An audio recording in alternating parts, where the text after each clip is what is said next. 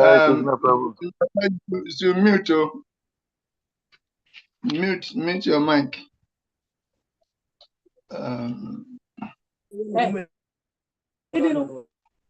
Mute your mic, Bacton Atta. Mute.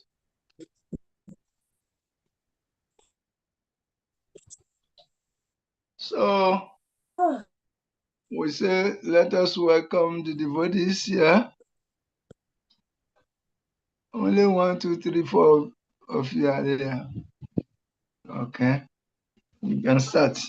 So yes, in our last lecture, we treated lesson 9, and lesson 9 is about Guru Seva. Guru Seva. We asked about ways we can serve the Guru. In what ways can we serve our Guru? And we're saying that by distributing books, by strictly following the rules and regulations, by serving him physically, cooking, washing for him, helping in his preaching activities, and following his instructions. Then by also serving other devotees, we are serving the Guru also. And by being exemplary in our conduct, we are serving the Guru. Okay? By having strong sadhana, we are serving the Guru. And by cooperating with other devotees, we are serving the Guru. And we say by offering different services in the temple, we are also serving the Guru. And by serving the deity, we are serving the Guru. And by distributing prashadam programs like that, we are also still serving the Guru. I want it horizontally, but it's not coming down. Why? Okay. So in this way, you can serve the Guru in many ways. Okay. And we ask if there could be some imbalance in the services, if there could be conflict between the instructions given by the Guru and the instruction given by the temple authority. And if such a thing happens, what to do? And we gave a local example of a Guru wanting his disciples to attend a particular Rath Yatra. And you are a devotee in a temple where you lack manpower. There are few devotees and you are doing pujari sensitive service like pujari service. So what do you do if your Guru says to come and your temple authority say, we are very few and you cannot go like that? Then what do you do? Okay, we say if the Guru give instruction like that, then you better bring the Guru and the temple authority together. You make arrangement for them to talk among themselves. And whatever decision they take, you as the students or disciple, you have no alternative. But let the Guru and your temple authority talk. And whatever conclusion they come on with, you take it. Okay? And we say not only that, by extension, sometimes as a devotee, you have so many obligations too. You have obligations to ISKCON. You have obligation to yourself. You have obligation to your household, maybe your wife and children and your family members. You have obligation to take care of your own health. And there are other social obligations too, like attendance of funerals of family members and many other obligations. But even you have obligation in your offices, your obligation to your boss. So if the time is a critical factor, whereby so many things to do, but little time, how do you manage the time in such a way that you can do your spiritual duty, at the same time fulfill all other obligations simultaneously? And we say, okay, the most practical solution is to make a priority list. Then you follow the list strictly according to the order of importance. And that we say if you apply the 80-20 principle, 80-20 principle states that 80% of your work or 80% of your business is done with 20% of your customers. So if you invest 80% of your time to those 20 in those 20% of customers, it is logical, because if you concentrate on those 20% of customers, you will achieve the desired result. But if you try to spread yourself too thin, you cannot do anything deeply. In the end, you might achieve very little. So we say you should make a list of priority. In economics, it's also there. Opportunity costs. In economics, there is a list of preferential list. So you forgo some alternative. And we say the alternative you forgo, the ones that you put aside, those are the alternative forgone. So opportunity cost is the alternative forgone. That means the time is not enough to attend to everything perfectly. So you make a list of priority and you attend to the most important things. And if you attend to the most important things, you'll be surprised that all other things will also fall in place.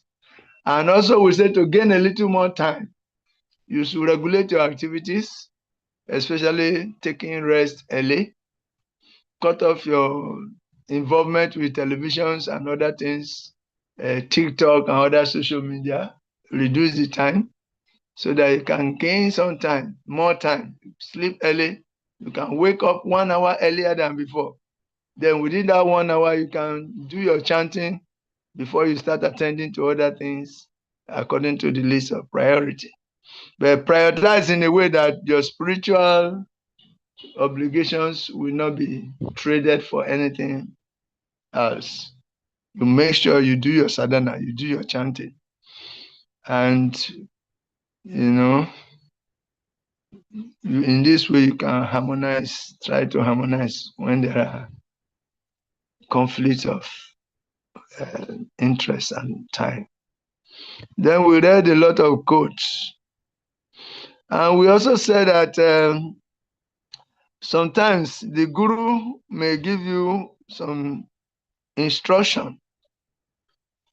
And at that very time, the forces are not in equilibrium. The environmental forces are not favorable. So you may not be able to carry out the instructions instantly, but you should never neglect it. That means the instruction of the guru, carrying it out can be delayed, but cannot be neglected. And we gave example of Srila Prabhupada himself.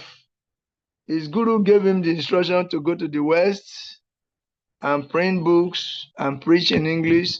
He gave that instruction in 1922. But Srila Prabhupada went to the West 1966. That means there was an interval of 44 years. But all in between, Srila Prabhupada was thinking of how to execute the instructions of his spiritual master. So we say, if there is any need for delay in the matter of carrying out of your guru's instructions, you should constantly meditate on how to implement that instruction. Then, in due course of time, the opportunity will open for you, just like it opened for Srila Prabhupada. 1922 to 1966, 44 good years. The Prabhupada was not sitting idle or living or doing other things. He was constantly meditating how to carry it out. And when the opportunity came, he saw it and he seized it. So anyway, these are some of the highlights of our last lesson. And today we are taking lesson 10, which is Guru Puja, is it? No, Guru Vapu and Vani Seva. Guru Vapu and Vani Seva. And this particular topic is divided into about 5 subsections. Method of Guru Vapu and Vani Seva, importance of Guru Vapu Seva, behaving appropriately in the presence of the Guru, inquiring from Guru, importance of Guru Vani Seva. So what is Vani and what is Vapu? This is what you should first understand. What is Guru Vapu and what is Guru Vani? So when we say Guru Vapu, we mean the physical presence of the Guru. When the Guru traveled and he come land in your temple, you have opportunity to serve him physically. How do you serve the Guru when he is physically present? We say you can wash his clothes, you can bring items for him for his offering, personal offering. You can iron his clothes. You can arrange for flowers for him. You can do anything. You can clean his room, clean his bedroom, fetch water for him. All this is Vapu Seva, service to in the physical presence of the Guru. It's called Vapu, V-A-P-U-H, Vapu. And the other one is Vani. Vani means in his physical absence. Like when the Guru travels away, all the time he's away, you are supposed to be carrying out his instructions. If you are carrying out the instructions of the Guru in his physical absence, and you are doing services in his physical absence, that is called Guru Vani. Vani. Vani means the physical absence, and Vapu means the physical presence. So I ask you again for formality. In what ways can you serve your Guru in his physical presence?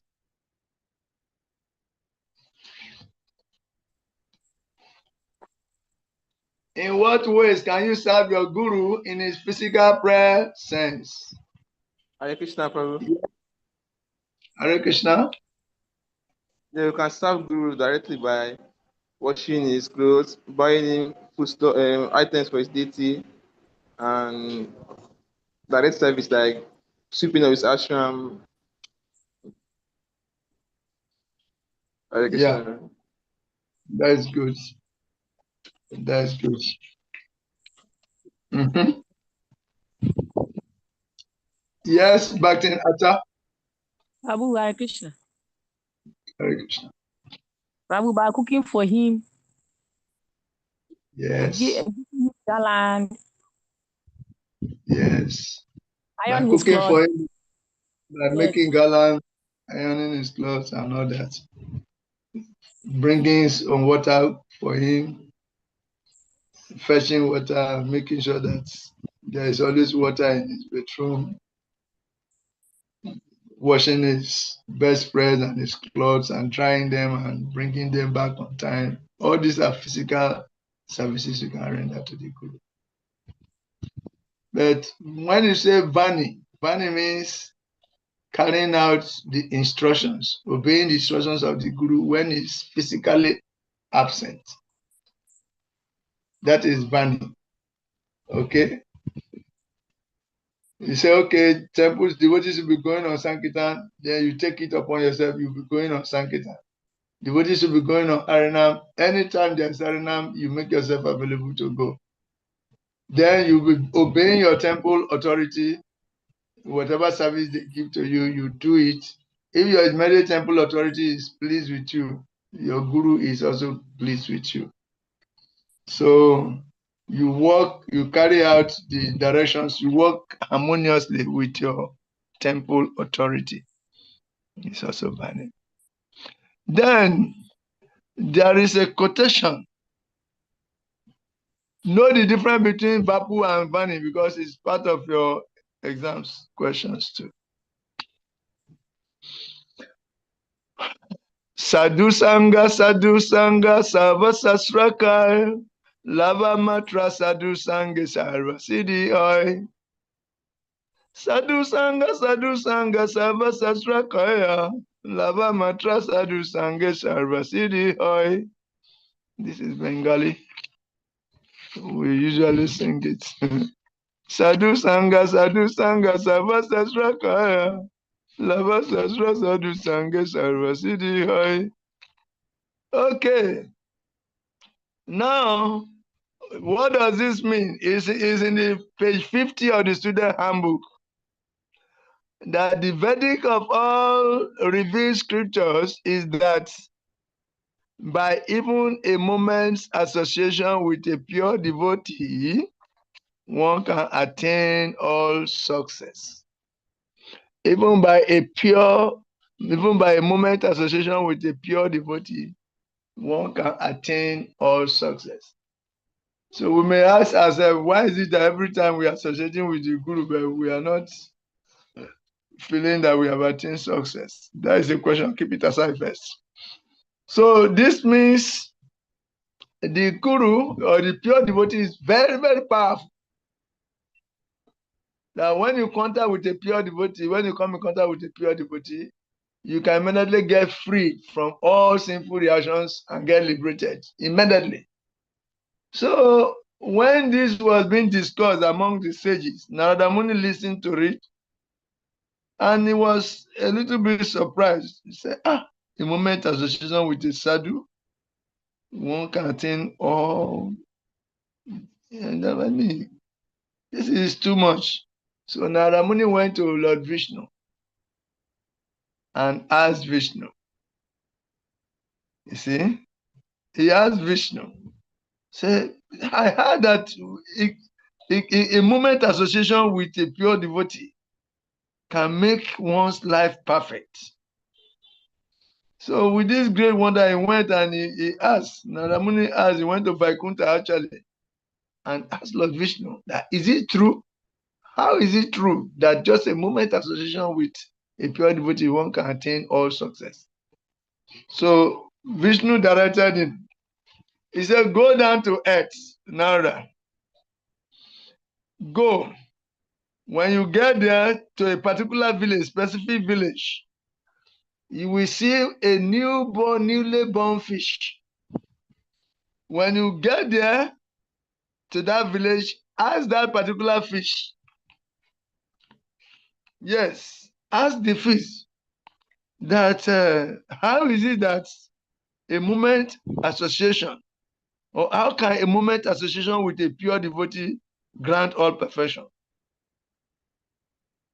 So Narada Muni went there immediately, and he got to that village and he saw some newly born fish like that. Everybody was there. Then Narada Muni asked the fish, he said, how is it possible? Because those fish are not ordinary fishes. These are fishes that can talk. Fishes on different dimensions, they can communicate, and advanced devotee can hear them. So he asked this question, and immediately the fish died. The fish did not answer, he just died. He left the body. Immediately, now that went back, he ran back to Vaikuntha. I said, hey, Vishnu, what have I done? I went there to that village. I saw the fish. I asked him this question. Immediately, the fish died. What happened? So Lord Vishnu said, okay, now Narada, you go to another village on earth. He pointed out a village to him. Go there. And you will see a newborn cow, a calf, baby calf. You should go. When you get there, ask the same question to that calf. And he will tell you something. Immediately, Narada Muni ran there. He got there. Truly, there was a little baby calf, just born. And immediately he asked him, my dear calf, how is it possible that, a moment association with a pure devotee can free one from all sinful reaction? How is it possible? Immediately, the calf also left his body. The calf died also immediately. And Narada Muni ran back to Vishnu and said, "Hey Vishnu, what have I done? What is it?" I went, I saw the calf, I asked him the same question. Immediately, the newborn calf also died. Oh, Lord Vishnu said, "Okay, now go back to a particular village again. When you get there will be a newborn baby, a child, human baby. Go there, ask the same question to this child." You know, Narada said, "Okay." He went there. Upon getting there, there was truly a little baby boy born. So Narada asked the question. He said, "My dear newborn, please, how can a moment association with a pure devotee grant all perfection?" You know, and immediately he had it. "But please do not die. Please do not die." Then the baby asked Narada, "Do you not recognize me?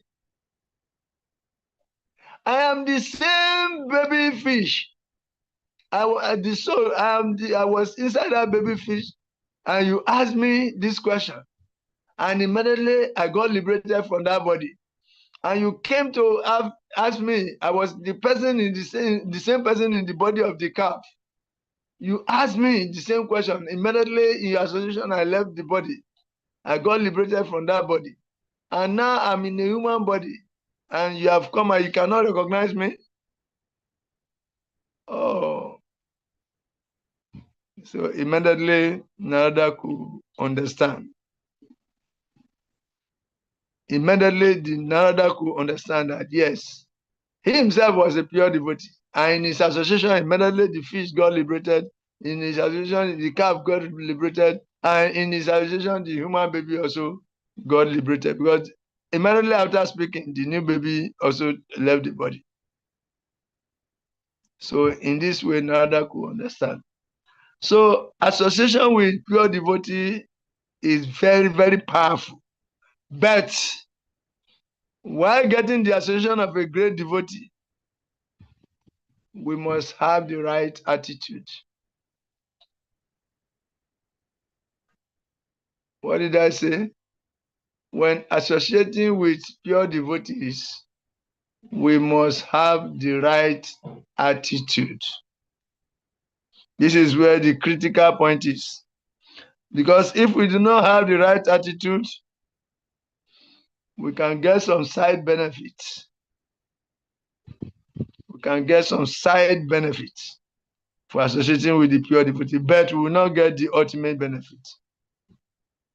So, for instance, the university campus is there. Students go there every day to learn.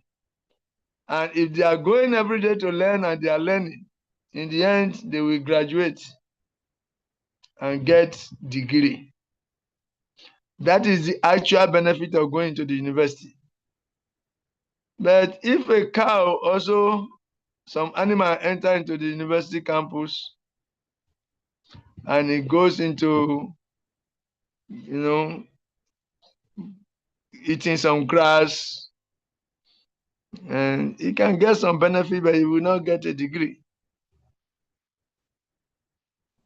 So if we do not associate with the great devotees with the right attitude, if we do not associate with these great devotees with the right attitude, what we get may be some pious credit. That's what we get. But we will not get that liberation that we're supposed to get. So we are giving this narration because to be in the presence of the spiritual master, you must have the right attitude. So the question is, what should be the attitude of a devotee when he is in the presence of the guru? How should he behave? How should he conduct himself?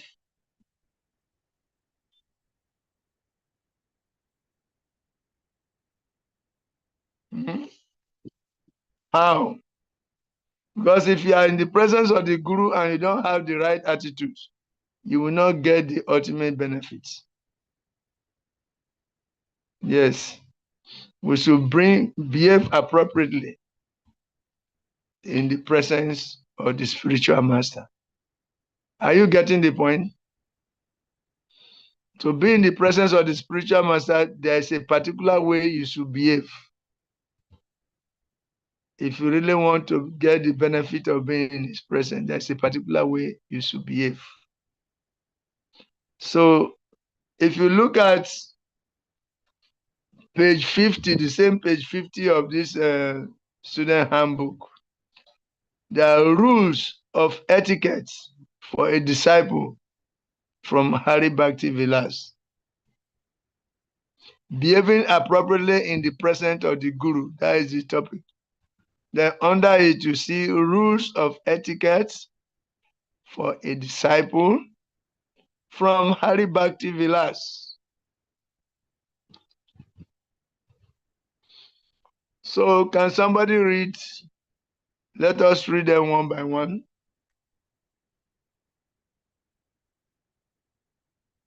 When the Guru comes, to go and run and be in the presence of the Guru is good.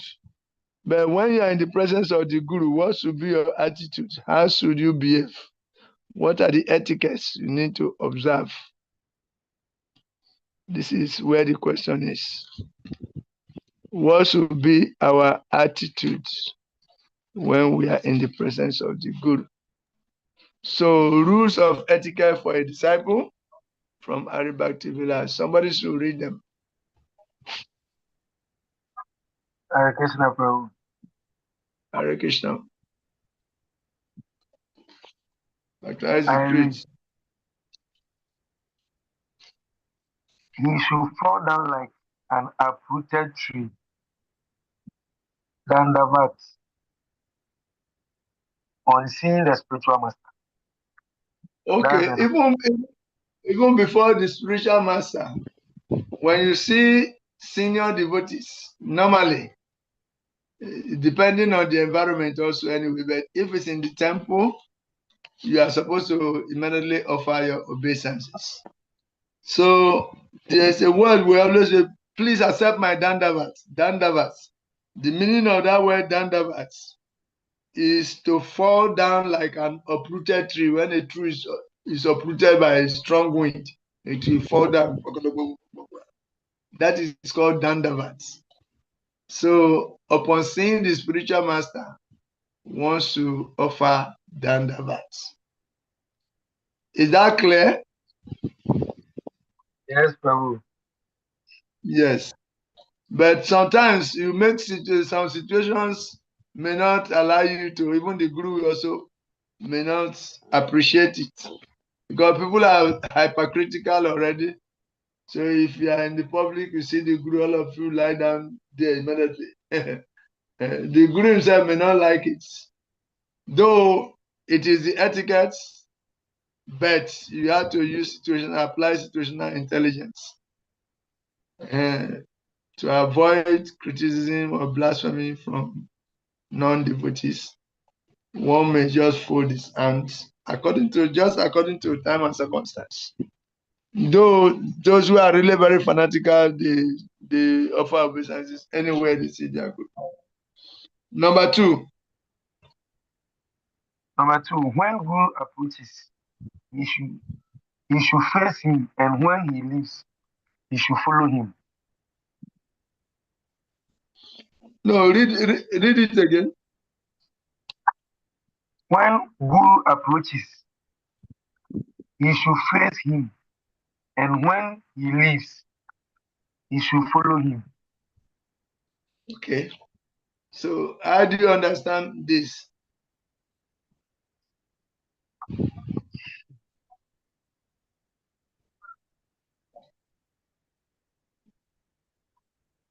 Okay, Prabhu. My understanding on this is that, for instance, in Koko Temple, the first time that I met His Holiness the Buddha, Yes. That was my first time meeting him, and my first time meeting every guru. Okay. I was there, and he arrived. Immediately, he stepped out from the car. We all fell down and pay obeisance to him. And when he gave us his blessings and entered the temple room, we all followed him to the temple room. So immediately the guru approaches, you have to pay obeisance. And when he passes by you, you get up and follow him. Very good. Very good. You get it right. Yes. That is how to follow a guru. When he's coming, facing you, you offer obeisances immediately, and when he passes you, you follow him. It's very simple to understand. That is how it should be. Okay? You should follow him from behind.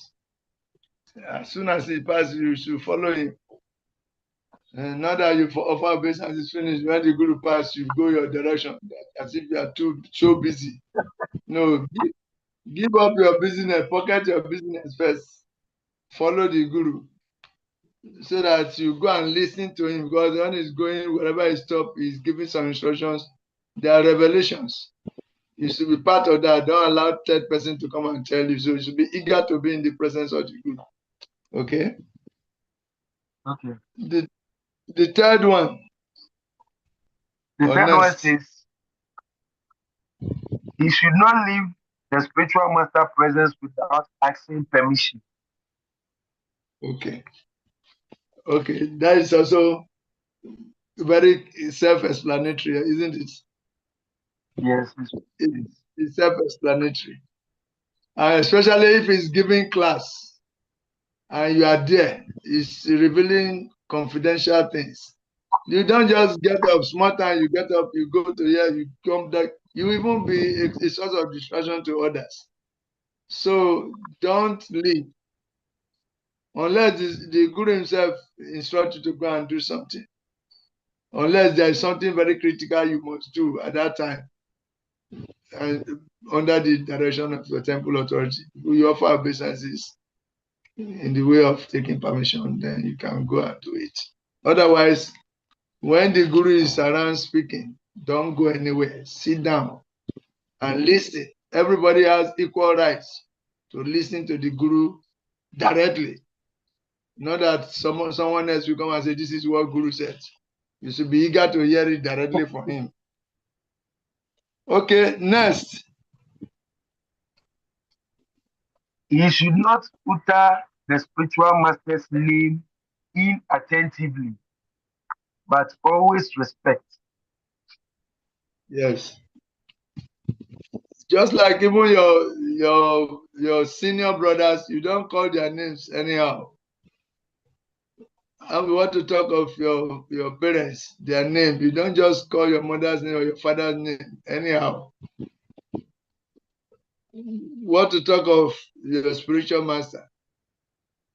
You don't just mention their name, joke with it, and just talk. No, just call their name directly.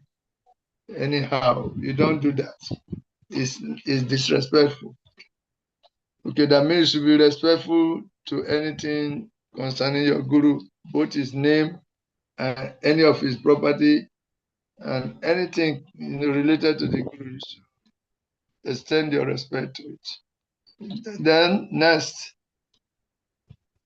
He should not imitate the guides, activities, or voice of the spiritual master. Okay. Unless of course when you are doing some specific drama, maybe a drama during the appearance day of the guru. So you walk like him, you talk like him, you dress like him, unless drama. But generally, you should avoid imitating the guru like that. Anywhere you have questions, you don't understand, you should ask questions as we are going on. Okay, next. They are very straightforward. He should always hold the respect. No, he should always hold the spiritual master's words in a great respect. Yes. Whatever comes out from the spiritual master's mouth, you should take it very seriously, because the spiritual masters do not talk nonsense. They don't talk nonsense. They don't talk prajapa. They don't talk anything outside of Krishna. So any word coming out of his mouth is heavy, is scripture. So don't joke with it. Yeah. Yes. Though he may be punished by the spiritual master, he should not take it unkindly. Yeah.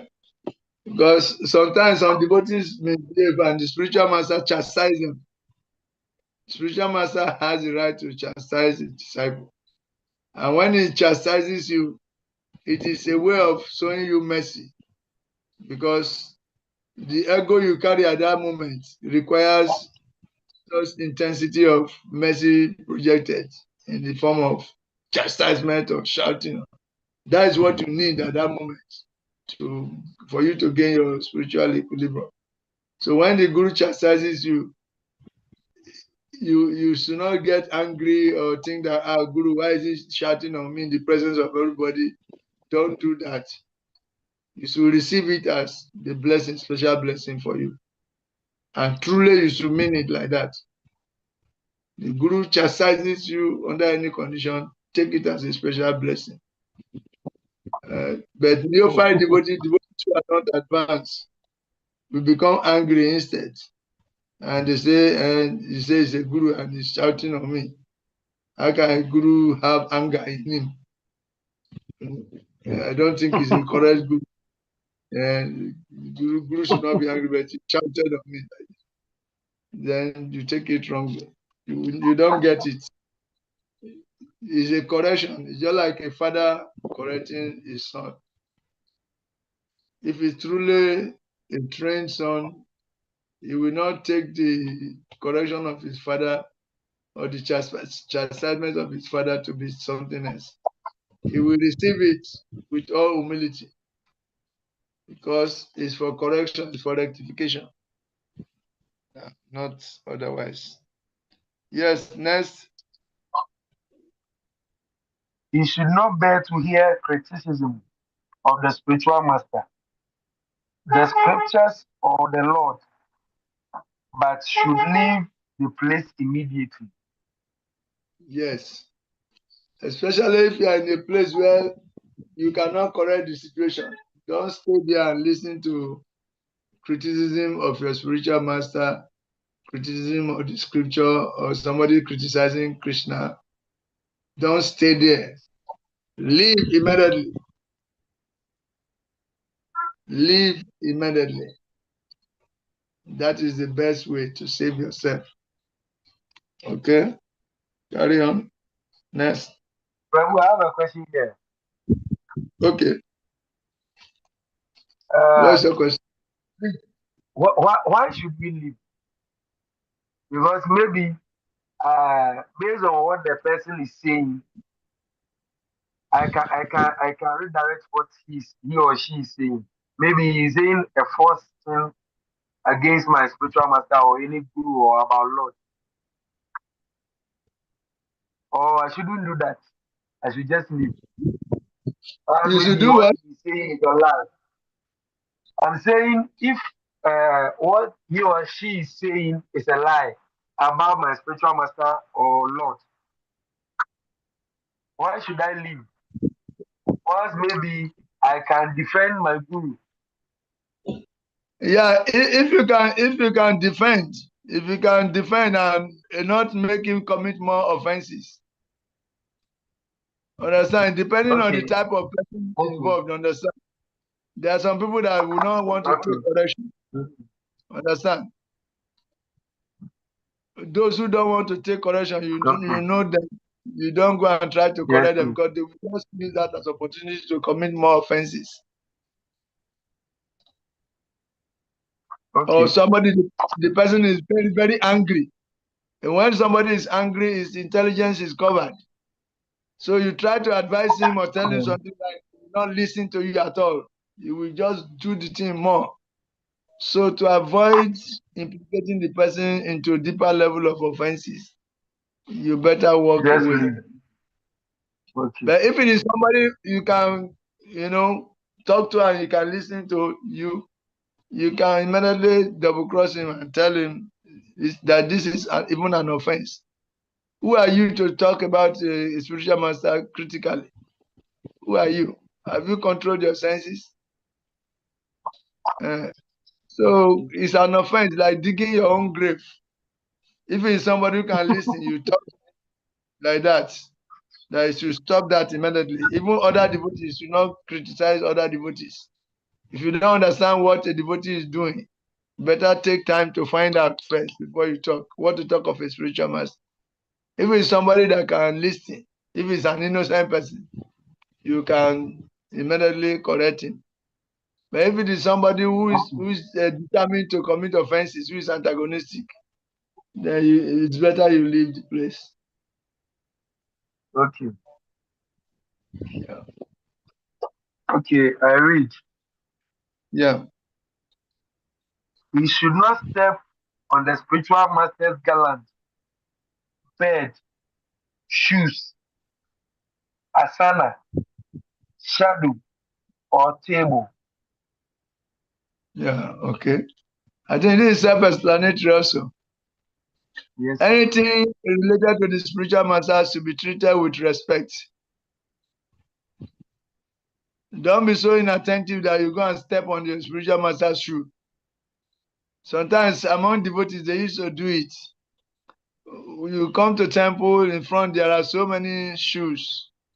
And then you don't want anybody to step on your shoe. But you will step on other people's shoe, thinking your shoe is more important than their own. Sometimes people do it inattentively. But never be so inattentive that you go and step on your spiritual master's shoe. Or table. The feet is always a dirty place because you match all kinds of things with it. So it's a disrespect to use your feet to stand on something important. That's why spiritual things, you don't allow them to touch your feet. Understand? Because the feet is contaminated most of the time because of where it passes, what it touches, So it is a disrespect. It's a disrespect to use your feet where you can use your hand. Okay. Yes. His bed, his He should shoes, not. yes, carry on. Okay. He should not spread his legs before the spiritual master, nor should yarn, laugh, or make disrespectful noise before him. Yeah, I think you understand it clearly. Yes, Prabhu.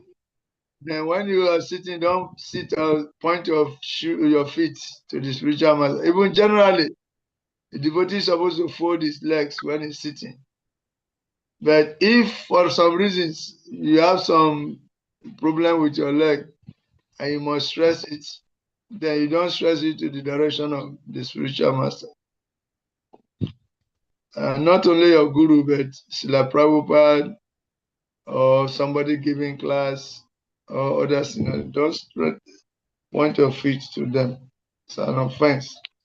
Or yawn, yawning. Open your mouth, like you are feeling sleepy.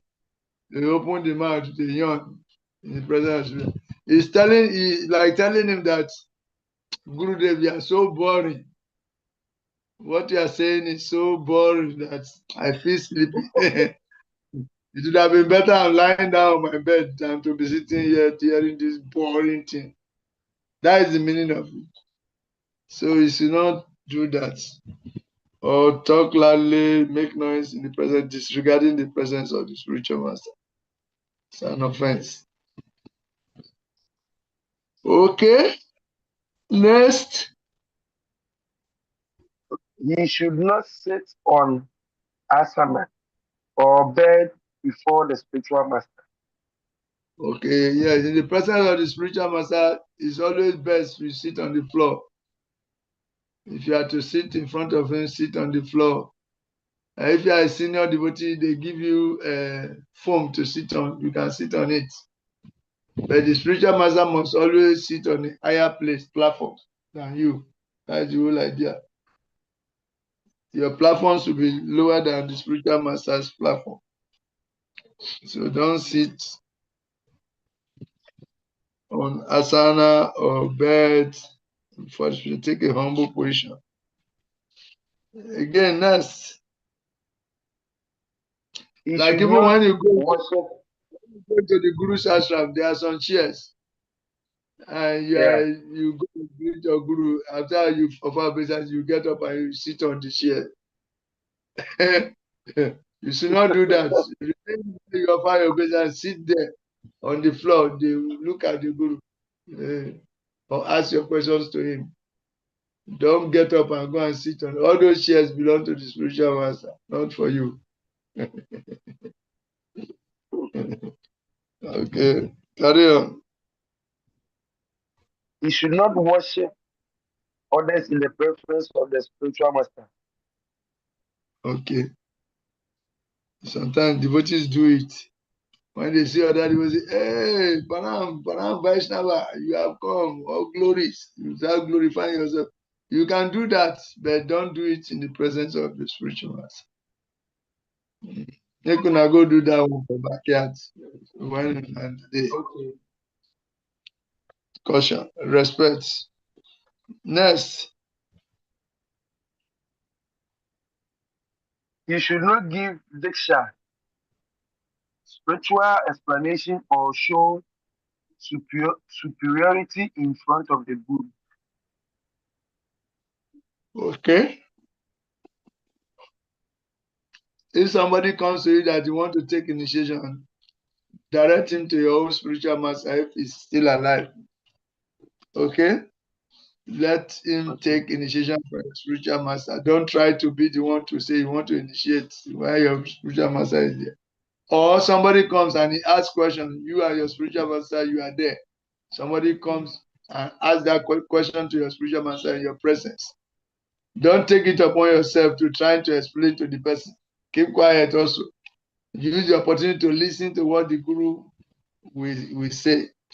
Not that because you know the answer to the question, immediately he asks the question, you start answering, showing that you are very learned in the presence of the spiritual master. Don't do that. Keep quiet.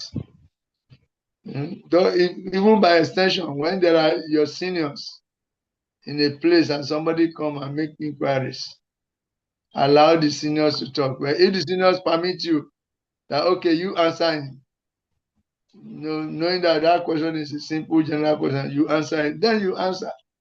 But keep quiet when you are with your senior. Let the senior person talk, unless they permit you to do so.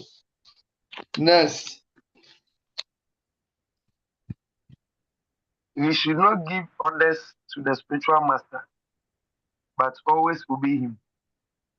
yeah, sometimes some disciples become too familiar with the spiritual master that they might even be giving instruction, telling the spiritual master what to do, try to take control. Or sometimes there are some devotees who are financially well situated, that anytime any project the spiritual master wants to do, they can support the project. So at the time they become too familiar with the spiritual master, so that they begin to think that after all I'm the ones sponsoring his projects, buying ticket for him. I can tell him what to do. It will never come to that point whereby a disciple want to give instruction to a spiritual master. He fall down. Next, He should not treat the spiritual master with similar respect. he should treat. He should treat. Okay, He should he treat. should treat the spiritual master with similar respect. Yes, because the spiritual master is your grandfather. The spiritual master is like Okay. your father. So the same respect you give to your father, you should give to your grandfather also, if not more. Okay, carry Okay. on.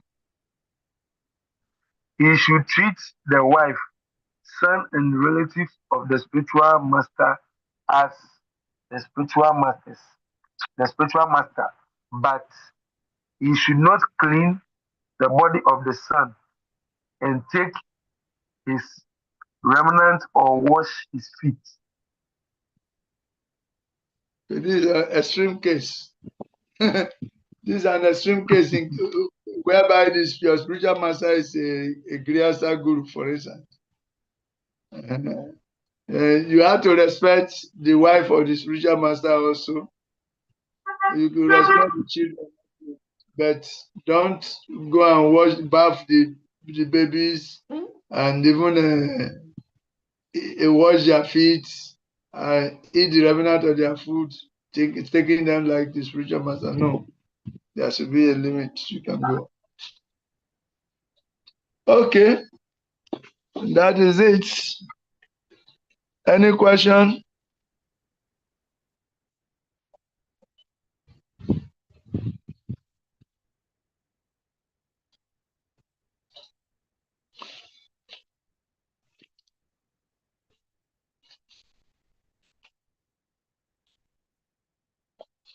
Now,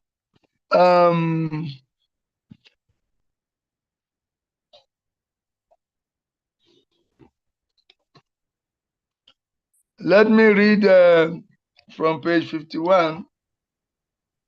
Personally serve the spiritual master by giving him bodily comfort. This is called Guru Seva.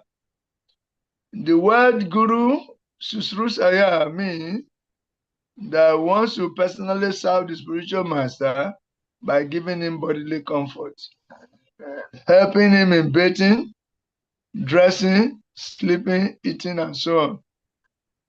That doesn't mean you are the one who is going to bath him. Oh. That doesn't mean you are going to lay him down on his bed. Oh, no. You can fetch water for him, okay? Arrange for water for him to bath. Wash his clothes. You can arrange the beds. Arrange the bed spreads nicely for him. You can dress his bed. You can do things. You can clean the environment, clean the floor and all that. Okay? But that doesn't mean you helping him to sleep or eat. Eating doesn't mean that you will be feeding him with the food into his mouth. No. You can arrange to bring prasadam, nice prasadam for him. Not that you will be the one to feed him, to spoon feed him. No, it's not like that. Oh. Know the boundary. Oh. Okay, then this is called Guru Susrusanam. A disciple should serve the spiritual master as a menial servant. And whatever he has in his possession should be dedicated to the spiritual master. As hard as a thunderbolt and as soft as a rose. An acharya or great personality or the Vaishnava school is very strict in his principles. But although he is as hard as a thunderbolt, sometimes he is as soft as a rose. Thus, actually, he is independent. The spiritual master is independent. He can choose to be as hard as thunderbolt, especially in matters concerning following of regulative principles. If you break principle and you come before the spiritual master, he may decide to chastise you very seriously and even suspend you from the temple. You go home for 2 weeks. The spiritual master can do that, or transfer you from that temple. But the spiritual master doesn't tolerate those nonsense. We don't condone nonsense because you will discourage others by your nonsense. And when you do nonsense, you should be chastised in a way that others will also know that nonsense is not tolerated. That you go and break principle and you expect the spiritual master to keep quiet. So in the matter of following regulatory principles, especially, the spiritual master is as hard as thunderbolt and is as soft as rose because he's very compassionate. In fact, whatever he does is for your elevation, it's for your benefit. Just like when a father chastises his son, it's for the ultimate good of the son.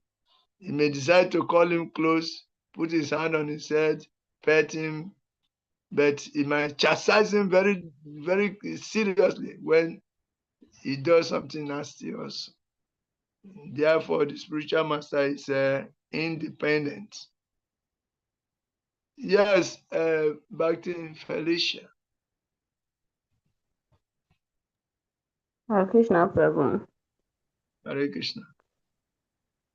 Please, my question is, I wanted to ask a question.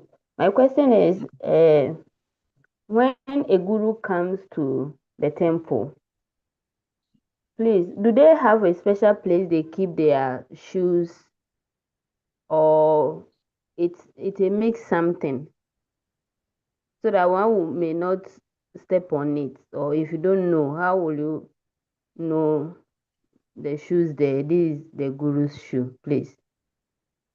I need clarification there. Thank you very much. Like in small temples like this, whenever the guru comes and he enters the temple, some disciples immediately take his shoe and take it to the guru's ashram front. They don't keep his shoe generally outside with others, so that those who don't know will not commit offense. As soon as the guru enters into the temple, one of the disciples will take the shoe and take it straight to the front of the guru's ashram. Only the guru's shoes are found in front of his ashram. But in big temples, like you go to India or other big temples, there are so many gurus. Sometimes the gurus come. In fact, the gurus generally they are being followed by their disciples. So as soon as the guru remove his feet from the shoe, the disciples take the shoe and take it to the appropriate place. Okay. So it's always respected. In that way, people will not commit offenses. Special attention is given to the guru by some of his close servants. Okay. That is what is usually done. You got it? Yes, please. Thank you. Okay, yeah. Thank you too. So we should be very careful not to judge the spiritual master from the material point of view. We should be very careful not to judge the spiritual master from the material point of view while associating with him. When we are associating with him, we should not look at him like ordinary person. Oh, this person is short, is tall, the way he speaks English, his English is not British accent. We should not judge the spiritual master from the material point of view, or who are his parents. Are his parents rich? This spiritual master, does he have how many cars? How many disciples does he have? All those kinds. We should not try to judge. And being that ISKCON is a big family, ISKCON is a big family. Therefore, we must serve the spiritual master, and we should serve the God brothers of the spiritual master for spiritual as much as we serve our own spiritual master. It is very important. Like I used to give the example of ISKCON is a global family, very big family. And it is the spiritual master that takes you into the door, into the family. He introduces you to this big community of devotees. So he opens the door. You don't know what is inside. The spiritual master takes you from outside. You follow him into the big compound where devotees, universal devotees have congregated, have converged. Then you see the spiritual master has his own god brothers. He even has people that are his uncles. Even though he's a spiritual master, he has people that are superior to him still. A senior spiritual master, he sees himself as a baby before them. And there are grand spiritual masters among them. And even his god brothers are very many, both male and female. So if you enter into that big family, you follow your spiritual master into the big family and you see everybody and you don't care. All your concern is the one you have followed inside. You don't respect anybody you meet there. You only serve your own spiritual master. All the other people you meet, you have no service for them. You will have problem. You cannot be happy in that family. People will see you as a very whimsical person who is disrespectful, who doesn't honor others, is so narrow-minded. You think his spiritual master is an island. So the service you will do for your spiritual master, you should do the same service for his god brothers. What to talk of his own uncles. Therefore, service is the watchword of the Vaishnavas. Devotees develop service attitude. They serve themselves. What to talk of the spiritual master. Any other devotee you see, try to render some service to the devotee. That is the principle. How much more the spiritual master? So we should develop service attitude such that the same service we are giving to our guru, when our guru's god brothers come around, we should extend the same service to them. We should serve them as much as we serve our gurus. Are you getting the point clear? Yes, Prabhu. Yes, Prabhu. Yes. So there are ways we can stay safe in the presence of our spiritual master. How can we stay safe? How can we remain safe in our spiritual life? How can we remain safe in our spiritual life? Because there are so many offenses we can commit. Offenses to our God brothers, offenses to other devotees, offenses to the holy name, offenses committed during service, different kind of offenses we can commit. So how do we remain safe in this Vaishnava community? So the first way to remain safe in the Vaishnava family is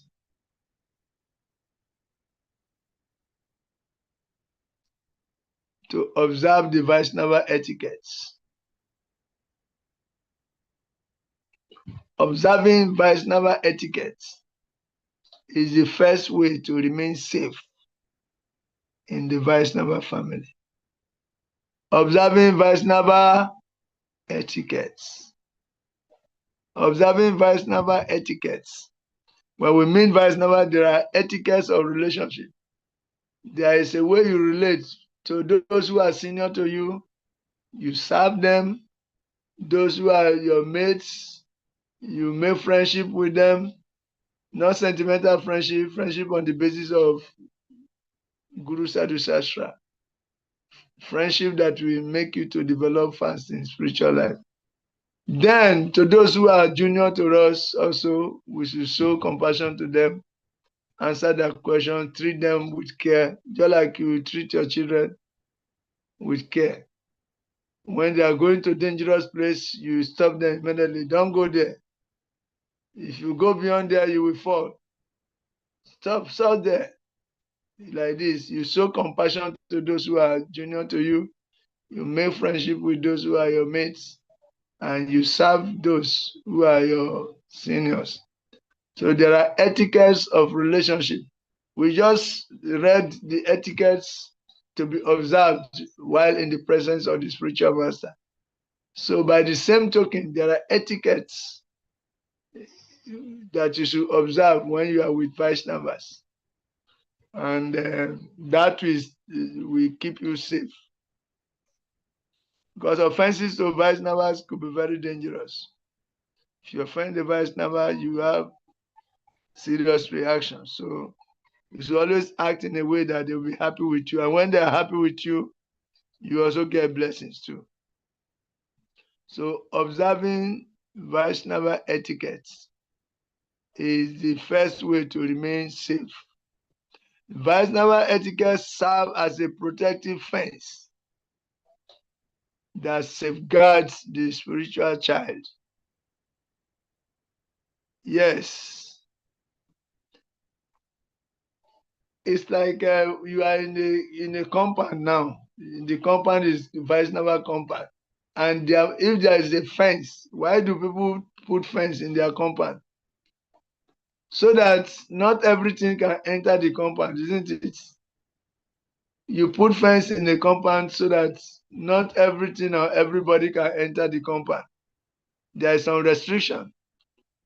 If somebody enters the compound that is fenced, you have the right to query the person. The security reason is there. Why? Who are you and why are you here? Who are you looking for? Okay? If you have a fence in your house and somebody comes and he enters into the garden, you can query the person, isn't it? Hello, who are you? Who are you looking for? Where are you from? Then the person has to explain. The person owes you explanation because the fence means that area is restricted. It's somebody's property. So if you are entering into somebody's property, the person has the right to query you. Who are you? What is your mission? Why are you here? What do you want? Who are you looking for? The person has the right to query you. So the Vaishnava etiquettes serve as a fence. The Vaishnava etiquettes are the fence that protect the devotees from the onslaught of unholy association. The Vaishnava etiquettes are the fence that protect and safeguard the spiritual life of the devotee. If you are a devotee who disregard Vaishnava etiquettes, you are outside of the fence. You are not inside. So your presence is like it can become a threat to others. A devotee who has no respect for anybody when he enters temple compound is a threat to the compound. So someone, we can query him and we can get security guys to get him out of here. He has no etiquette. Just imagine somebody coming to the temple compound, he's having cigarettes, he's smoking cigarettes, coming into well-dressed, smoking cigarettes. What will you do by Israel?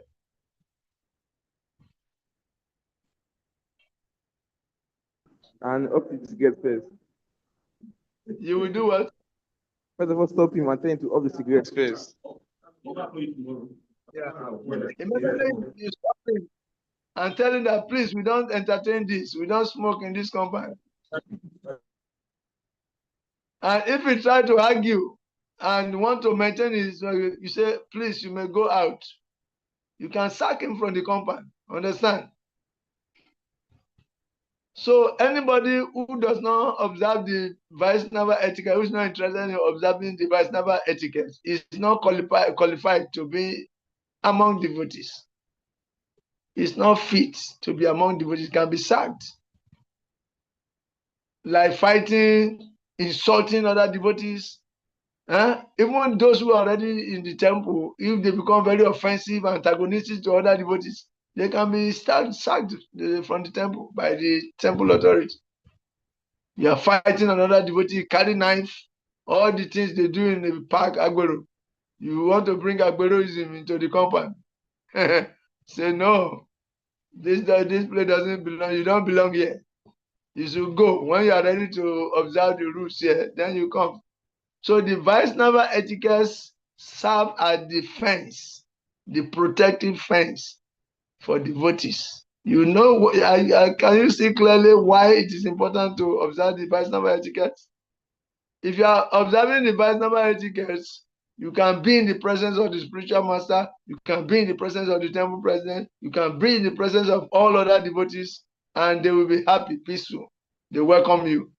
But if you have no etiquette, Prabhu, you cannot. That's why in the local adage, they say that a child that washes his hands properly can eat with elders. You see? Washes his hands properly can eat with elders. So Vaishnava etiquettes are very, very important. They keep you within the cycle of devotees. Without them, you have no place in the devotee environment. Okay?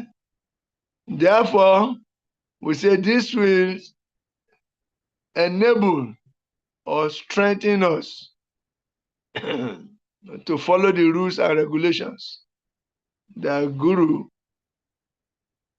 has given us to follow. If you following the Vaishnava etiquettes, you will have the strength to follow the rules and regulations that the Guru has given us to follow.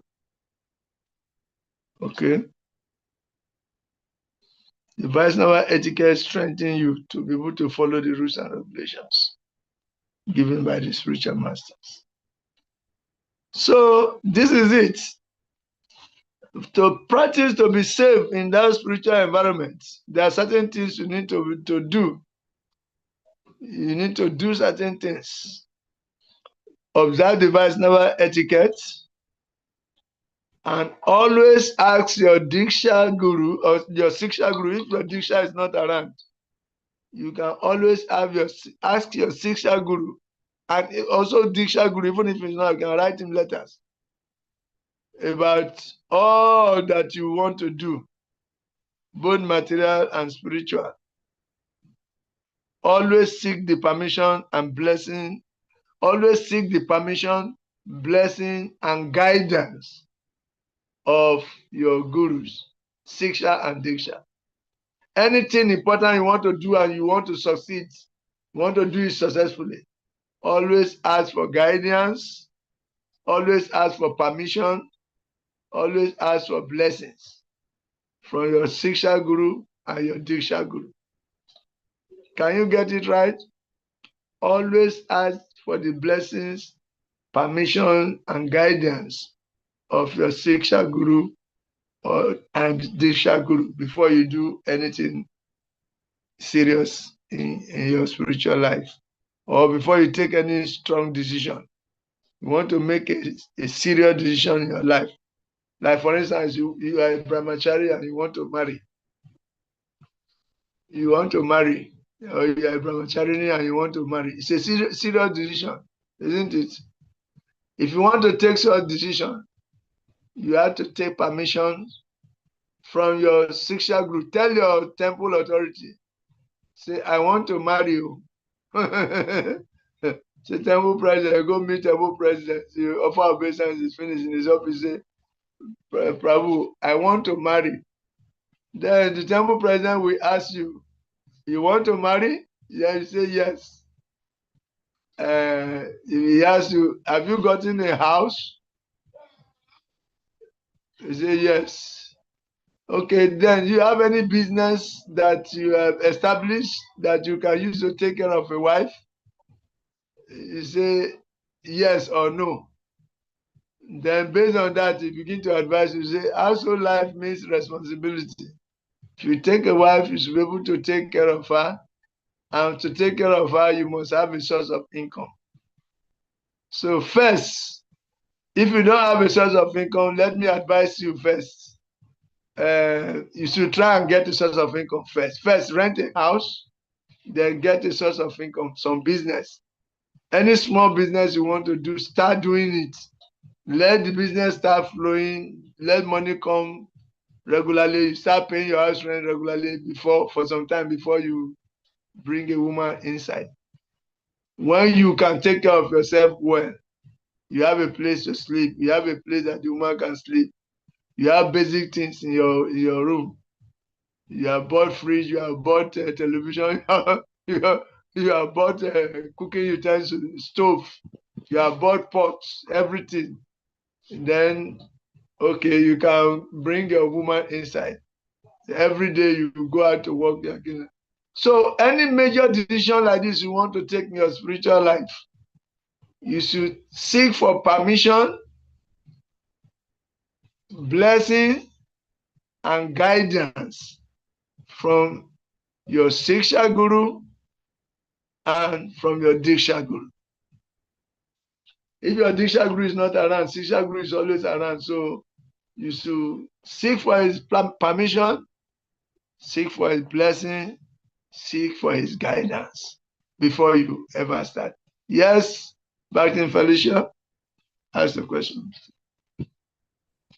Prabhu, please, those of us who are not yet initiated, those of us who don't have any guru, what do we do if we are facing such problems?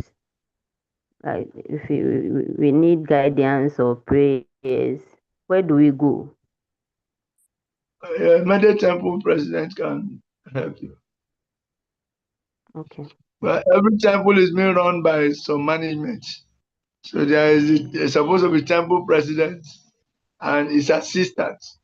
So if you don't have confidence in some of the assistants, at least you should have confidence in the temple president. So you go and confide in him. You I go and don't tell know any him. of them. Okay, I'll find out. Yes. The spiritual master, the temple president, just like your immediate spiritual father. So you have to ask him for permission. I want to do this. So then he now share his experience with you. He will guide you. And in the end, he will bless you. Okay, may you succeed in what you want to do. In fact, this thing is so serious that even you cannot follow all the details. Yes. Why? Because like in the very scripture, even before a man will meet his wife, because he's supposed to meet a woman when it is due for pregnancy. I mean, after seeing her period, you meet her once. And even that once, you have to take permission from your spiritual master. Then the spiritual master can instruct you, okay, two of you go and chant 64 rounds or chant 32 rounds before you meet. That is the extreme. Oh? So two of you go and begin to chant. Oh, for the whole day you are chanting. So that you can meet.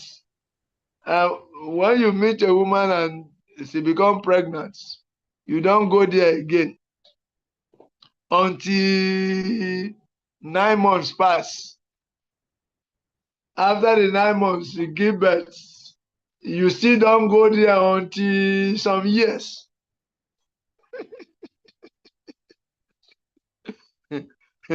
If you can follow strictly like that, you will get powerful results.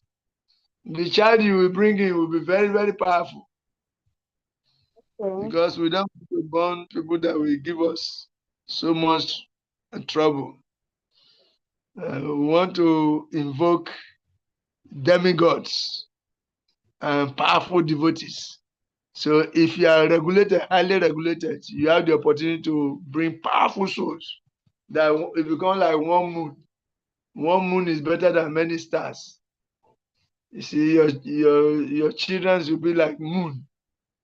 They carry energy. Then it's because your spiritual life is strong. So always seek for permission, blessing, and guidance. Yes. If we do this, Maya or the illusory energy cannot stay with us. Yes. Yes. If you do this, It will keep us always under the shade of the spiritual master. If you are always seeking for guidance, permission, and blessing for any major decision you want to make, you will always be under the shade of your spiritual master. Shade means like umbrella. It's raining, but if you're under the shade, the rain will not touch you. The material energy is very bombastic. The material world is full of bombardments, very subtle ones, physical ones, destructive forces everywhere, forces of destruction flying up and down, here and there.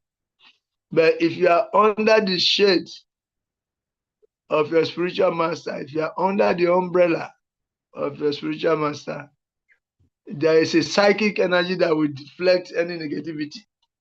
Negativity cannot penetrate your aura because you are secured, you are protected by the shade, by the grace of the spiritual master. So if you really want to get the grace of the spiritual master and the grace of the Lord, and therefore function under the spiritual energy of the Lord, you must always take permission, blessing, and guidance from your spiritual master. Diksha and Siksha before you take any major decision. Don't be whimsical. But any major decision you take, and if it backfires, if you don't take it properly and you start getting reaction, it can devastate your spiritual life. So, for instance, you go rush into marriage out of infatuation. Then when you enter finish, you go and realize that it's something deeper than the surface. Then a decision you may take there can ruin everything. You see, so you have to be careful to always operate under the shade and protection of the spiritual energy of the Lord. Coming to you through your spiritual master. Always seek for permission, blessings, and guidance for your immediate spiritual authorities, Siksha and Diksha Gurus. Okay? Is that taken? Yes, please. Yes, please. And we have enumerated the benefits that by getting our activities sanctioned, by allowing the spiritual master to sanction our activities become charged with the spiritual energy of the Lord. There's the benefit. You are not alone anymore. Your activity, the activity it is charged with the spiritual potency of the Lord. Therefore, success is guaranteed. All impediments, we bow. All impediments, we bow at your lotus feet. In a nutshell, we should always observe the Vaishnava etiquettes because they are the ornaments of a devotee. The Vaishnava etiquettes are the ornaments of a devotee. And the Vaishnava etiquettes are the fence. They are the fence that protect the devotee from being overwhelmed by unwanted external forces or intruders, psychic intruders. The Vaishnava etiquettes, they will strengthen you to be able to follow the regulatory principles given by the Guru.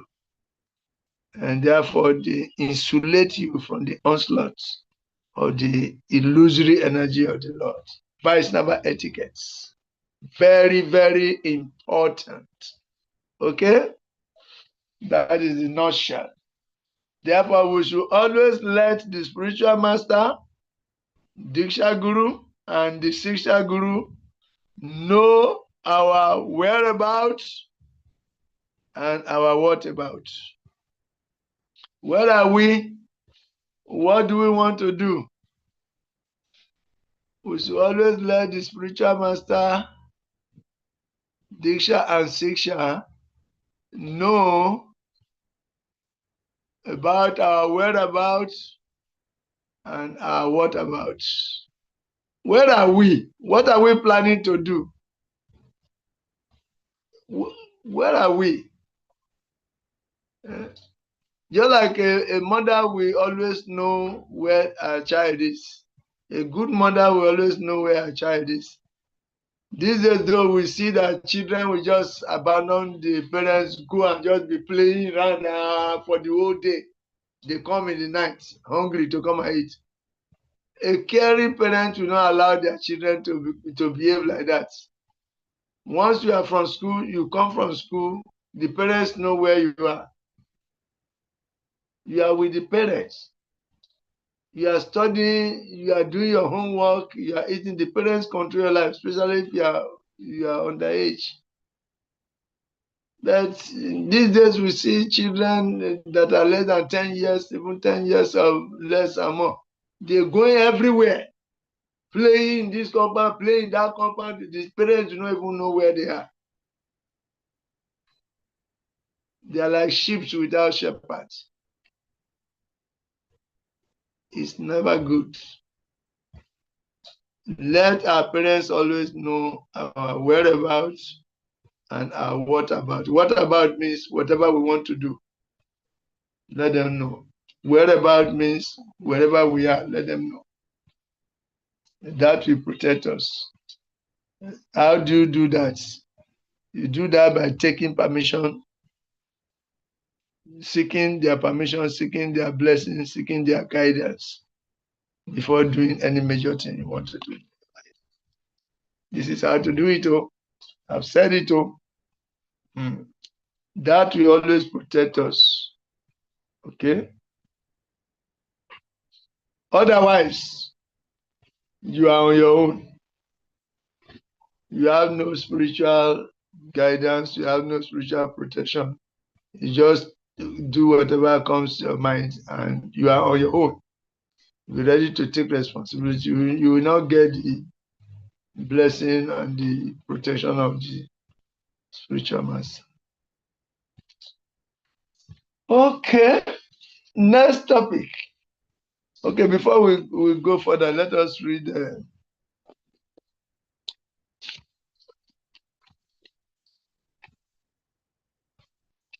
Let us read.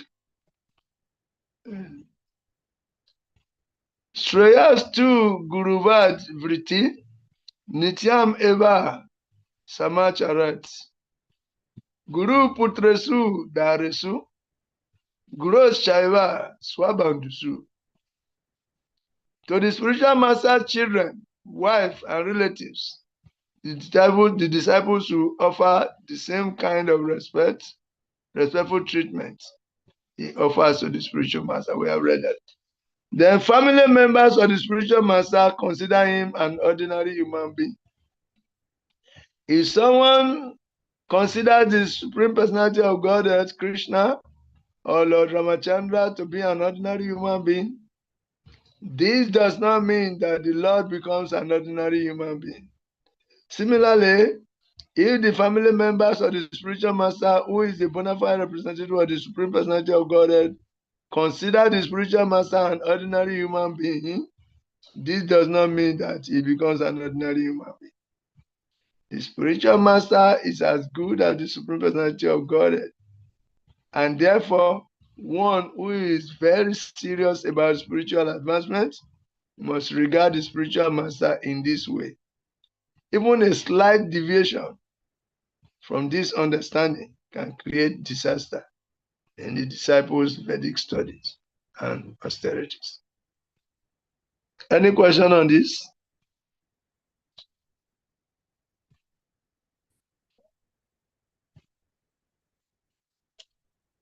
People in general may consider, people who do not understand, may consider the spiritual master an ordinary man. Even his family members can consider him an ordinary man. That does not mean he's an ordinary man. It's due to their lack of understanding of his position. Actually, the spiritual master is the external manifestation of the super soul of the Lord in the heart. So it should be treated as such. if the disciple disregard that, he said even a slight deviation from this understanding can cause disaster in the life of the disciple. So let's be cautious. Respect one's spiritual master, God brother. So we already read that. The Sri Advaita Prabhu and Iswara Puri, Lord Chaitanya's spiritual master, were both disciples of Madhavendra Puri, who was also the spiritual master of Nityananda Prabhu. Thus, Advaita Prabhu, as Lord Chaitanya's spiritual uncle, was always to be respected, because once we respect one spiritual masters, God brothers, as one respects one spiritual master. Yes, we have already read that. It is the characteristic of a devotee to observe and protect the Vaishnava etiquette. My dear Sanatana, although you are the deliverer of the entire universe, and although even the demigods and great saints are purified by touching you, it is the characteristic of a devotee to observe and protect the Vaishnava etiquette. Maintenance of the Vaishnava etiquette is the ornament of a devotee. If one transgresses the laws of etiquette, people make fun of him, and thus he is vanquished in both this world and the next. By observing the etiquette, you have satisfied my mind. Like that.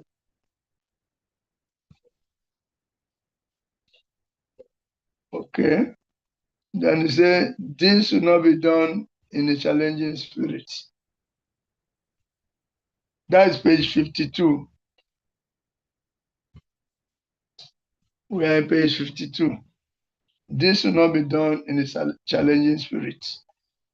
Those who listen to the Bhagavatam may put questions to the speaker in order to elicit the clear meaning. But this should not be done in a challenging spirit.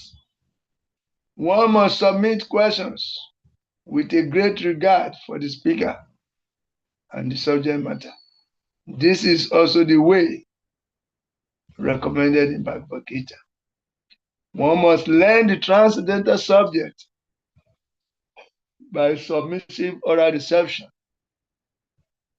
from the right sources. Therefore, these sages address the speaker, Sutta Goswami, with great respect. So inquiries must be done not in a challenging spirit, okay, but with submission and great respect. You don't challenge a speaker of the scripture, you don't challenge your spiritual master. It's your right to inquire from him, but inquire with submissive. Anything that you are not clear about, it is your right to ask your spiritual master to clarify it. But that inquiry should be done in a submissive spirit, not a challenging spirit. Okay, inquiries one makes should strictly pertain to transcendental science. One must be jigyasu, very much inquisitive, to learn from the bona fide spiritual master. The inquiries one makes should strictly pertain to transcendental science. Jigyasu Shreya Uttamam. The word Uttama refers to that which is above material knowledge. Tama means the darkness of this material world, and Ut means transcendental. Generally, people are very interested in inquiring about mundane subject matters. But when one has lost such interest and is simply interested in the transcendental subject matters, he is quite fit for being initiated. So we don't go and ask questions trying to test the material intelligence of your spiritual master. You have read something in geography or you have read something in physics. After spiritual master has finished speaking, you want to test him, tell whether he knows what you know. Then you ask him. You say, spiritual master, what is the law of osmosis? You ask the spiritual master, say, what is Hooke's law of elasticity? You go and ask the spiritual master, Gurudev, what is solubility? Or say, Gurudev, what is the mirror formula? You don't ask the question, Gurudev, what is the Almighty? Can you state the Almighty formula mathematically? No. Gurudev, do you know the meaning of the YGX? So these are not questions you should ask the spiritual master. Or you ask the spiritual master, Gurudev, where can I buy a very nice phone? The phone that the battery can last for 2 days. These are not questions for the spiritual master. Or you say, hey, Gurudev, can you tell me where I can buy a very powerful computer with 2 terabytes at the cheapest price? Can I give you money to buy it from me from Japan? You don't ask the guru such questions. Your questions should be Uttama. Tama means this material world, darkness. Ut means transcendental, Ut. So Uttama, Jijyasu Sreya Uttama. Tasma Guru Prapajita, Jijyasu Sreya Uttama. Uttama. Your questions should be Uttama. This should be transcendental to material inquiries. What is Uttama?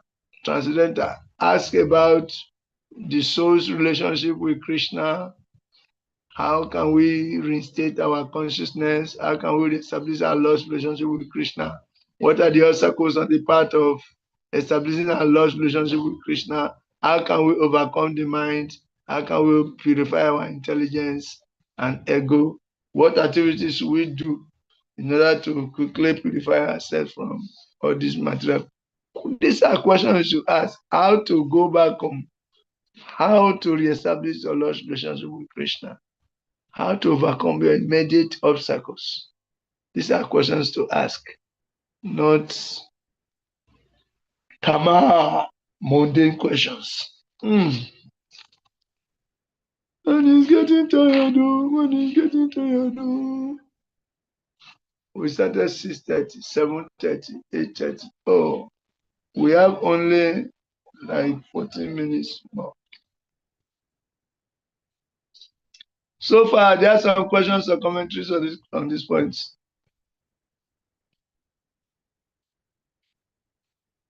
Huh? Any question? Otherwise, we go ahead to the next topic.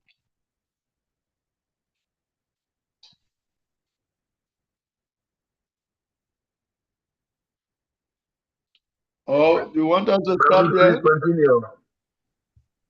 We should continue? Yes, Okay, Prabhu. but thank you.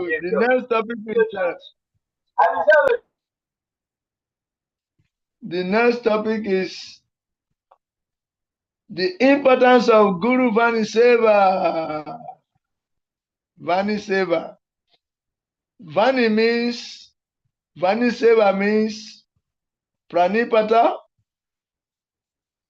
That means Vani means instructions, serving the instructions of the spiritual master.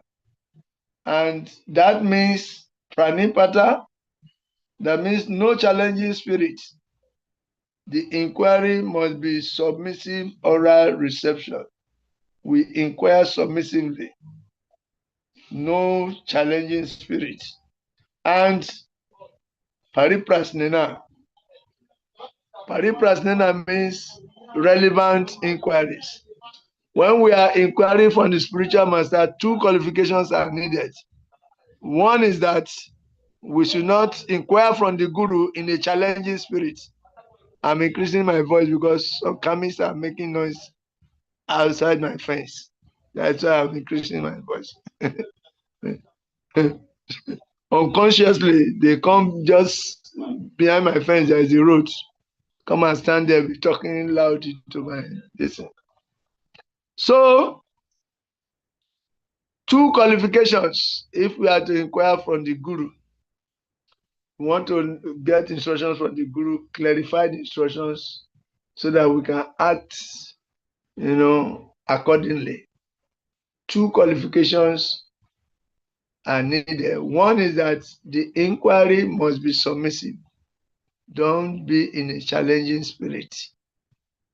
If you want to get proper reciprocation from the spiritual master, don't go and challenge him. The inquiry must be made submissively. So like I say, yeah, Gurudev, thank you very much for your explanation about this topic. Like this.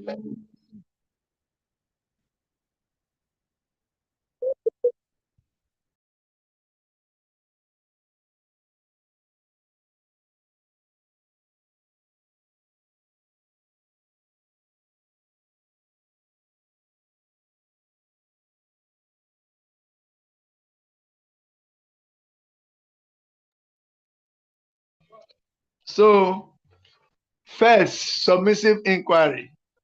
Then the second one is that it should be pariprasnena. The inquiries should be pranipata, submissive, and pariprasnena. Tadvidi pariprasnena. Pariprasnena sevaya. Tadvidi pranipatena. So pranipata, submissive inquiry, and that inquiry also should be pariprasnena. Pariprasnena means it should be relevant inquiry. An inquiry is relevant when it relates to your level of evolution of consciousness. Now we know our level. Our level is that we want to understand the basic rules and regulations. We want to follow these rules and regulations. We want to understand how the mind and the senses are pulling us back, how to overcome the influence of the mind and the senses, the demand, how to control our desires for necessary things. This is the level we are in, so that we can build our faith and solidify our understanding. This is the level we are in. So your inquiries must be relevant to your level of development of consciousness. From strata to prema, there are 8 stages or 9 stages of development of consciousness. So these stages, from strata, faith, then you come to the temple, you associate with devotees, no, until you get to prema. So know where your level is and ask questions based on that level. That is the meaning of pariprasnena. Tadvidi pranipatena, pranipata, submissive inquiry. Then pariprasnena sevaya. Pariprasnena means relevant inquiries. Our inquiries should be based on our level of consciousness. Don't go and ask them, okay, we have been hearing of Radharani. Radharani is always engaged in the amorous pastimes with Krishna. So how is it possible that the Supreme Personality of God is always in amorous pastime? Is he showing by good example as he's doing that? These are not topics for you now. Your topics now should be, how can I control the urges of the senses? What practical ways can I control the urges of the senses? How can I follow the regulative principles, Paka? If I'm challenged by this circumstance, what should I do in order to overcome it? You see, what is the necessity of challenges in our spiritual life? Then the Guru will now explain to you, knowing your level, how you can go to the next level. This is how it is done, not otherwise. So that is the first thing. Vani Seva means carrying out the instructions of the Guru. Vani Seva means carrying out the instructions of the Guru. Yes. The guru gives you instructions. Are you following the instructions of the guru? Are you ready to follow the instructions? If you are not ready to follow the instructions of the guru, why do you have to take a guru? Why should you take a guru when you are not ready to follow his instructions? So taking a guru means you are ready to follow his instructions. We told you before, don't yawn before the spiritual master. Don't go and yawn before the spiritual master. You are sitting in front of the guru and you yawn like this. Immediately, it means the thing is boring. You would have loved to lie down, but you are managing to stay put. Why don't you finish school so that we can go for the next program, which is Prashad Order? That is the meaning, no? So, if you are in the physical presence of the guru, don't yawn like that. Oh. The guru say, oh, they want me to stop the class. Okay, so this is very important. If we are not ready to carry out the instructions of the guru, we should not take guru yet. That means we are not ready yet. So we take guru when we are ready to carry out his instructions. Otherwise, what is the use? You have a guru, the guru said, do this. You are not ready to do it. So why do you have to take it? If you disobey the order of the guru, it's like a mad elephant offense. You disobey them, you are not serious yet you are coming to play with the guru. So it's an offense. So what are the qualities of a disciple to serve guru and please him? What qualities should a disciple have, in order to serve his guru and make him happy and please him? We are only 3 now. We are okay, including me, 4. So I'm asking these questions now. What are the qualities a disciple must have in order to serve and make the guru happy? I can say, let me give you a clue. Self-control. If a disciple is self-controlled and is serving the guru in that self-controlled mood, the guru can easily be pleased. A disciple should be self-controlled while serving the guru. Self-control includes controlling the urge to speak, controlling the desires that flow into our minds, controlling the urges of the belly, the genitals, and the stomach, controlling the straight line from the tongue down to the genitals. Very, very important. So, what are the qualities of a disciple to serve guru and please him? Self-control is one. Then, if a disciple has a service attitude, you don't wait until the guru instruct you before you go and try to serve the guru. No. There are some disciples that are first class. They are proactive. They already know that when the guru wakes, he will bath. So they already arrange water down. That when the guru comes back from Haranam, his clothes need to be washed. They don't wait for the guru to come and call them to come and wash the clothes. As soon as we come back from the Haranam, the disciple comes before businesses. You go and collect the guru's clothes. You go and wash them so that they should be fresh for him to wear the next time. You see? And in the morning, you know that just as the way you sleep, you have to clean the guru's ashram, clean the windows, the louvers, and clean the floor and make everywhere neat. So a devotee who is first class, he does these things proactively. He does them without being told. He does it spontaneously. So that is first class. So if a devotee has service attitude, he has a natural proclivity, natural affinity, natural inclination to serve the guru. The guru can easily be served and pleased. Then submissiveness. He doesn't argue with the guru. When the guru tells him to do something, just go ahead and try to see how to carry out the instruction. Okay, then also seriousness. You know, if a devotee is serious, that means living by the truth. The devotee is ready to live by the truth. He does not make like this. He can easily please the Guru. Then if a devotee has strong determination to serve the Guru, you have a strong determination, you always see opportunity if the determination is there. What is to be done next? You see it even before the Guru tells you. Then you can easily, if you are serving with determination, you can easily please the Guru also.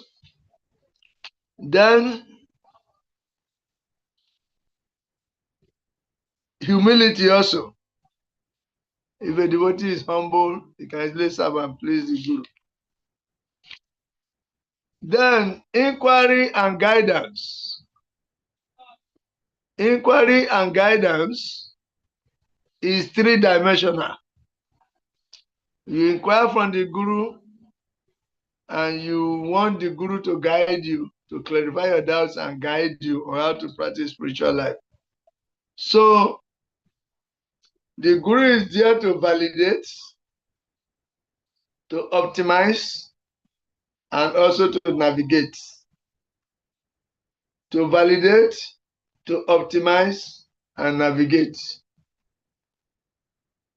Guru will help you to validate whatever you think that should be done. The Guru has to validate it. You see, you have to find out whether that is the best thing to be done. Then the Guru will say, yes, this is the best thing to be done. And you go ahead to do it. So the Guru should validate, to clarify your doubts with the Guru. Then it will take you deeper.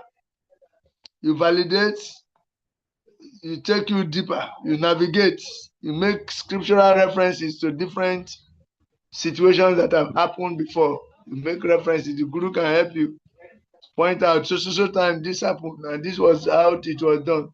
So time this happened, this was how it was done. This was how they solved the problem. So you can apply the same formula. And also when there are many alternatives, the spiritual master can help you to navigate. Yes. The spiritual master can help you to navigate and to optimize. Optimization means you take the best from the available alternatives.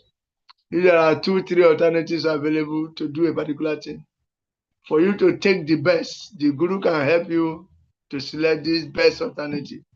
That's why when you are submitting whatever you want to do to the Guru, he can permit you first. Then in that permission, blessing is there, guidance is there. So the Guru can help you to optimize. You take the best option out of all the available options. That's why Tadvidi Pranipatina also try to learn the truth by inquiring from the Guru. Okay. So anyway, I think we should stop here because our time is exhausted.